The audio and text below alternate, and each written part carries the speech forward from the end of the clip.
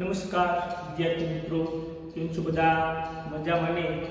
શ્રી સત્યપ્રકાશ વિદ્યાપીઠ દ્વારા આયોજિત YouTube online એજ્યુકેશનમાં આપ સૌનું સ્વાગત છે. તો વિદ્યાર્થી મિત્રો, ધોરણ 9 વિષય હિન્દી, જેની અંદર આપણે 18 પાઠ પૂર્ણ કરેલ, ત્યારબાદ 19મો પાઠ જોઈએ આપણે મહાકવિ કાલિદાસ. એના લેખક છે નરપત બારભટ્ટ, એટલે કે ઉપનામ છે હડવેચા. જોઈએ પેલા આપણે લેખક પરિચય. રાજસ્થાની સંસ્કૃતિ के शोधकर्ता नरपत बारभट्ट એટલે કે હડવેચાને MA BEd की उपाधि प्राप्त की है. એટલે કે આ લેખકે MA BEd સુધીનો અભ્યાસ કર્યો હતો. जय नारायण विश्वविद्यालय जोधपुर से संलग्न है. ये અત્યારે જય નારાયણ વિશ્વવિદ્યાલય જોધપુર રાજસ્થાનમાં ત્યાં અત્યારે તેઓ એની સાથે જોડાયેલા છે. ઉનકી વિશેષ રુચિ કાચ લેખનની, ખાસ કરીને એની જે કાંઈ રચનાઓ કરી છે ખાસ કોઈ વ્યક્તિને ધ્યાનમાં રાખી અને કૃતિઓની રચના કરી છે. वे संस्कृति के प्रवाह और प्रवाह को समझने में यत्नशील है. संस्कृति अपनी भारतीय संस्कृति केवी છે, રાજસ્થાની સંસ્કૃતિ કેવી છે, બરાબર, એને ધ્યાનમાં રાખી અને એને હંમેશા કૃતિઓની રચના કરી છે. મહાપુરુષો को नमन करते हुए आपने लिखा है. ખાસ કરીને મહાપુરુષોની વાત, દાખલા તરીકે મહાકવિ કાલિદાસ, કે આપણે જાણીએ છીએ કે સંસ્કૃત સાહિત્યના કહેવાય ને કે મહાન કવિ તરીકે જેમની ગણના થાય છે કાલિદાસની, એની રચના અને એને આ લેખકે પણ એવી કૃતિઓની રચના કરી છે. जिन्होंने देश सेवा की खातिर अपना घर परिवार छोड़कर ऐशो आराम त्याग कर भूखे प्यासे नंगे पांव रहकर देश को गुलामी की जंजीरों से मुक्त कराने के लिए सर्वस्व कुर्बान किया है, वे वंदनीय है. ये कि भाई अपना દેશની સ્વતંત્રતા અપાવવા માટે જેણે ઘર પરિવાર એસો આરામ છોડી અને કહેવાય ને કે દેશ માટે પોતાનું સર્વસ્વ કુરબાન કર્યું છે, એવા લોકોને વંદની કરતી અને એવા લોકોની રજૂઆત કરતી આ પાઠ નરપત બારભટ્ટે પોતાની કૃતિઓની અંદર વિશેષ પ્રકારે એવા મહાપુરુષોની વાત કરી હોય છે. મહાપુરુષો की जीवनियाँ आपकी प्रसिद्ध कृति है. महापुरुषों जीवन या हडवेचानी श्रेष्ठ कृति है. इस संग्रह में कुल 660 प्रसिद्ध महापुरुष को जीवन चरित्र अंकित है. कि महापुरुषों की जीवनियाँ, महापुरुषों जीवन एमा 60 एवा श्रेष्ठ महापुरुषो छे, एना जीवन कवननी वात आ नरपत बारभट्टे रजू करी छे. प्रस्तुत जीवनी महाकवि कालिदास ने कालिदास के जन्म और परिचय का एक प्रसिद्ध साहित्यिक रचनाओं का विवरण है. એટલે અહીંયા આજે કૃતિ આપવામાં આવી છે, બરાબર, એમાં મહાકવિ કાલિદાસનું જીવન, એનો જન્મ અને એને પ્રસિદ્ધિ મળી, મતલબ એને સાહિત્યમાં પ્રસિદ્ધિ કેમ મળી, એ બધી બાબતોની રજૂઆત આ પાઠની અંદર કરવામાં આવી છે. इस कृति से यह संदेश मिलता है कि किसी बच्चे को बुद्धू એટલે मूर्ख मानना नहीं चाहिए, क्योंकि वह मौका मिलते ही हीरे की तरह चमक सकता है. ક્યારે કોઈ વ્યક્તિને મૂર્ખ ન માનવો, ક્યારે હીરાની જેમ ચમકવા લાગે છે એ કહી ના શકાય. એટલા માટે આ પાઠની અંદર આપણે એ જ વસ્તુ નરપત બારભટ્ટે સમજાવી છે કે ક્યારે કોઈ વ્યક્તિને કે કોઈ બાળકને ક્યારે મૂર્ખ નહીં સમજવાનો. ક્યારે કોનો સમય બદલાઈ જાય અને ક્યારે હીરાની માફક ચમકવા લાગે છે એ બાબતની રજૂઆત કરતો આ પાઠ જોઈએ આપણે મહાકવિ कालिदास. कालिदास को हम मात्र संस्कृत के महाकवि के रूप में जानते हैं. આપણે એને સંસ્કૃતના મહાકવિ તરીકે આપણે કાલિદાસને ઓળખીએ છીએ. स्वयं महाकवि कालिदास ने अपने विषय में कुछ नहीं लिखा है. કે કાલિદાસે ઘણી બધી કૃતિઓની રચના કરી, પણ એને પોતાના વિશે પોતે ક્યારે લખ્યું નથી. हर्षचरित के शुरू में कवि बाण ने कालिदास का उल्लेख किया है. ये बाण से संस्कृत महान कवि से हर्षचरित लख्યું છે. અને હર્ષચરિતની અંદર આ કવિ બાણે कालिदास से उल्लेख करेलो है। इससे पता चलता है कालिदास बाण से पहले हुए एना उपरथी ख्याल आवे छे कि भाई कालिदास से बाण पहला थी गया छे। मतलब कवि बाणे हर्षचरितनी अंदर एनी रजूआत करी छे, एनी વાત કરી છે એટલે મતલબ એવો થાય કે કવિ બાણ છે એની પહેલા પણ આ કાલિદાસ થઈ ગયા। एक स्थान पर स्वयं कालिदास ने अपने अभिभावक के रूप में विक्रम नाम का उल्लेख किया है। અને કવિ કાલિદાસે એક સ્થાનમાં मतलब કે કૃતિમાં વિક્રમ શબ્દનો પ્રયોગ કરેલો છે। विक्रम शब्दનો प्रयोग કર્યો છે। वह कौन सा विक्रम है इस बात का अभी पूरी तरह पता नहीं चल पाया है। ये कालिदास क्या समझना थी गया છે ये हજી ચોક્કસ કહી નથી શકાતું। અને અહીંયાને વિક્રમ શબ્દ આપ્યો છે બરાબર। તો વિક્રમાદિત્ય 1 વિક્રમાદિત્ય 2 આવા અનેક રાજા મહારાજાઓ થઈ ગયા। તો એ કયા સમયમાં અને એ વિક્રમ કયો એ પણ સ્પષ્ટ નથી। फिर भी उन्हीं राजा विक्रमादित्य और राजा भोज का समकालीन मानकर कितनी ही कथाओं का नायक बनाया गया है। छતાં પણ कालिदास ने કહેવાય ને કે વિક્રમાદિત્ય અને રાજા ભોજ એનો સમકાલીન मतलब કે વિક્રમાદિત્ય અને રાજા ભોજ જે સમયમાં હતા એ સમયમાં આ કાલિદાસ થઈ ગયા છે। એ સમયમાં એને થઈ ગયા હોય એ કથાઓમાં માનવામાં આવે છે। विभिन्न भाषाओं में पहेलियों और लोक कथाओं में उनकी विद्वता, कविता और चमत्कारी प्रसंग का वर्णन मिलता है। અને विभिन्न भाषाओं में अनेक प्रकार की भाषाओं में कहवाय ने कि कालिदास ने पहेलियों पहेलिया मतलब एक प्रकार मुक्त उखाणा जेने के एना पोतामां जे विद्वता हती ते विद्वानपण एना कविताओ आ बधी बाबतोमां एम कहेवाय ने कि कालिदास विશે ઘણું બધું જાણવા મળે છે। હવે જોઈએ આપણે એનો જન્મ और परिचय। કવિ કાલિદાસનો जन्म અને परिचय જોઈએ। कुछ विद्वानों ने कालिदास का जन्म 365 तथा निधन 445 माना है। घણા વિદ્વાનોએ કીધું છે કે 365 ઈસવીસનમાં કાલિદાસનો જન્મ થયો અને 445માં એમનું निधन એટલે કે મૃત્યુ થયું। महाकवि कालिदास के जन्म स्थान के बारे में ठीक ठीक पता नहीं चलता। ने એનો જન્મ क्या स्थल पर कई जगह थयो ई पण चौक्कस कही शकातुं नहीं।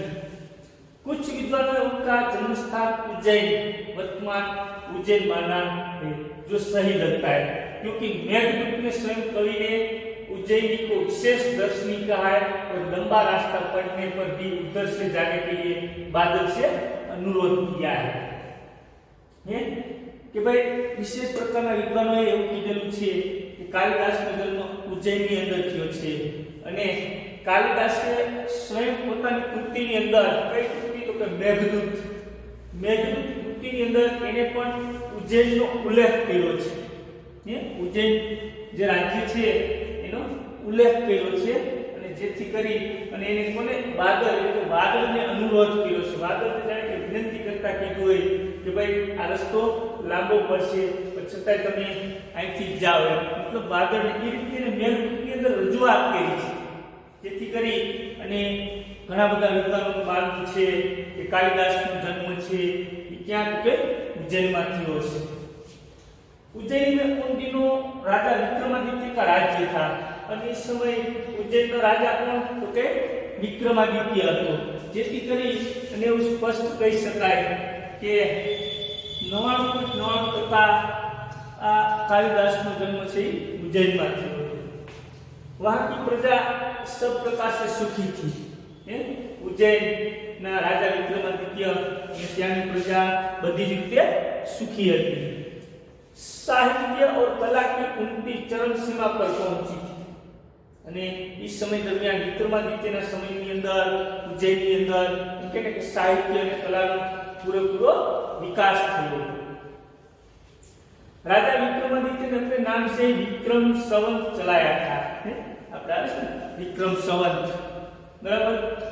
તો જે વિક્રમ સંવત તો કે રાજાએ પોતાના સમયથી શરૂઆત કરેલી।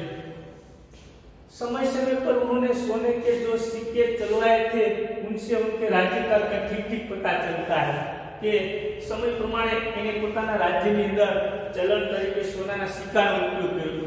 એના ઉપરથી ખ્યાલ આવી ગયો છે કે રાજ્ય કેટલું સમૃદ્ધ હશે, કેટલું એમ કહે કે સુખ સમૃદ્ધિ અને ધન સંપત્તિ વાળું હશે, કે ત્યાંની પ્રજા પણ સુખી હતી. તો કોના ઉપરથી કહી શકાય? તો કે ભાઈ એ સમયમાં ચલણ તરીકે સોનાના સિક્કાનો ઉપયોગ થતો. विक्रमादित्य के शासनकाल में जितना वैभव देश में था, जितनी साहित्य तथा कला की उन्नति हुई उतनी कभी नहीं हुई. અને વિક્રમાદિત્યના સમયની અંદર આ શાસનકાળ સમય દરમિયાન જેટલી સુખ સમૃદ્ધિ અને વૈભવ હતો, જેટલી સાહિત્ય અને કલાનો વિકાસ થયેલો હતો, એટલો એક પણ રાજ્યના તો એક પણ શાસન અધિકારીના હાથમાં નહોતો થયો. મતલબ કે એના સમયમાં જ આ બધો કલાનો વિકાસ, સાહિત્યનો વિકાસ થયેલો માનવામાં આવે છે. एक से बढ़कर एक कवि, साहित्यकार और वैज्ञानिक इस युग में उत्पन्न हुए. विक्रमादित्यના સમયમાં એકથી એક ચડિયાતા કવિઓ, સાહિત્યકારો અને વૈજ્ઞાનિકો થયા હતા. राजा विक्रमादित्य स्वयं साहित्य और संगीत के अच्छे जानकार थे. कि खुद राजा विक्रमादित्य પોતે પણ કહેવાય ને કે સારા સાહિત્યકાર અને સારા સંગીતકાર હતા. संस्कृत भाषा की उन्नति भी इस काल में ही अधिक हुई. અને સંસ્કૃત ભાષાની ઉન્નતિ, સંસ્કૃત ભાષાનો વિશેષ પ્રકારનો ઉલ્લેખ અને વિશેષ પ્રકારની પ્રગતિ તો કે એ સમયમાં જ થઈ હતી. આગળ अपने पूर्व जीवन में बुद्धू माने जाने वाले कालिदास विक्रमादित्य के दरबारी कवियों में सर्वश्रेष्ठ थे. કે એ પહેલાના સમયમાં મતલબ જ્યારે ભારત હતા ત્યારે આ કાલિદાસને બુદ્ધુ માનવામાં આવતા, મૂર્ખ માનવામાં આવતા. અને છતાં પણ એ જ કાલિદાસ, એ જ મૂર્ખ બાળક, એ જ મૂર્ખ માણસ વિક્રમાદિત્યના સમયમાં એમ કહેવાય ને કે સર્વશ્રેષ્ઠ કવિઓ તરીકે प्रख्यात હતા. कालिदास के अतिरिक्त 8 और कवि दरबार में थे जो नवरत्न कहलाते थे. કે ભાઈ જેમ રાજા મહારાજાઓના રાજ્યની અંદર જે નવરત્ન હોવા જોઈએ, બરાબર, અકબરના રાજ્યની અંદર નવરત્ન હતા, એમાં વિક્રમાદિત્યના રાજ્યની અંદર પણ નવરત્ન હતા. એમાં કાલિદાસ છે પણ એક નવરત્નમાંનું એક રત્ન હતું. कालिदास के विषय में कहा जाता है कि वे युवावस्था तक निरक्षर थे, अभण. कि कालिदास विषय એવું પણ કહેવામાં આવે છે કે યુવાન હતા ત્યાં સુધી એ નિરક્ષર હતા, અભણ હતા. जिस डाल पर बैठते उसे ही काटते थे. कि जे डाल पर बेचता એ डाली नहीं काटता, એટલે એ અભણ હતા, નિરક્ષર હતા. निरक्षर होने पर भी वह इतने विद्वान और महाकवि किस तरह बन गए, इसकी भी एक बड़ी विचित्र और रोचक कहानी है. અને પોતે કહેવાય ને કે નિરક્ષર હતા, મૂર્ખ હતા, અભણ હતા, અને છતાં પણ એક વિદ્વાન બન્યા, સંસ્કૃતના મહાકવિ તરીકે જેની ગણના થાય છે, બરાબર.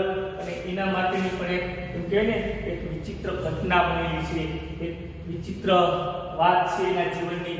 અને એ જીવનની મહાકવિ કાલિદાસના જીવનની વાત આપણે આ પાઠની અંદર રજૂ કરવાની છે, આ પાઠની અંદર સમજવાની છે. જોઈએ હવે. उस दिनों सारदानंद नाम के एक राजा थे. जो અહીંથી એના જીવનની કહાનીની શરૂઆત થાય છે કે જ્યારે કાલિદાસ હતા એ સમયમાં એક સારદાનંદ નામનો એક રાજા હતો. उनकी एक गुणवंत और विद्वान पुत्री थी जिसका नाम विद्योत्मा था. અને યાર જે રાજા હતો એ રાજાને ગુણવાન પુત્રી હતી, બરાબર. અને એ પુત્રીનું નામ હતું વિદ્યોત્મા. वह बहुत सुंदर और रूपवती भी थी. स्वाभाविक છે કે શારદાનંદ નામ જેવા રાજા અને એની પુત્રી એટલે કે વિદ્યોત્મા ગુણવતી હતી, વિદ્વાન હતી અને સાથે સાથે સુંદર પણ હતી. मतलब कि राजकुमारी હતી तो स्वाभाविक है कि सुंदरपन हुए. उसके रूप गुण और ज्ञान की प्रशंसा दूर दूर के देशों तक फैली हुई थी. અને આ વિદ્યુતમાં રાજકુમારની પ્રશંસા, એના ગુણની, એના રૂપની પ્રશંસા दूर दूर देशों સુધી फैलाएगी। विद्युतમાં को अपने रूप गुण और ज्ञान का बड़ा घमंड था અને આજે વિદ્યુતમાં નામની જે રાજકુમારી હતી એને પોતાના રૂપનું ઘમંડ હતું, એને પોતાના ગુણનું ઘમંડ હતું અને સાથે સાથે પોતાના જ્ઞાન અને વિદ્વતા હતી એનું પણ એને ઘમંડ હતું। अपने विवाह के संबंध में उसने घोषणा कर रखी थी कि जो उसे शास्त्रार्थ में हरा देगा उसी के साथ वो अपना विवाह करेगी। અને આ વિદ્યુતમાં ઉંમરલાયક થઈ એના લગ્નની વાત આવી ત્યારે એ ઘોષણા કરવામાં આવી, એવું જાહેર કરવામાં આવ્યું કે એવા પુરુષ સાથે પરણશે, બરાબર, કે શાસ્ત્રાર્થની અંદર, મતલબ જ્ઞાનની અંદર, વિદ્વતાની અંદર એને જે પણ કોઈ વ્યક્તિ હરાવે, જે કોઈ વ્યક્તિ એને હરાવે એની સાથે પોતાના લગ્ન કરશે, એની સાથે પોતાના વિવાહ કરશે। આવી ઘોષણા આ રાજકુમારી દ્વારા શારદાનંદે કરી હતી। તો વિદ્યાર્થી મિત્રો આપણે આ પાઠને અહીંયા સુધી રાખીએ, બાકી નેક્સ્ટ ટાઈમ સમજીશું। જય હિન્દ, જય ભારત।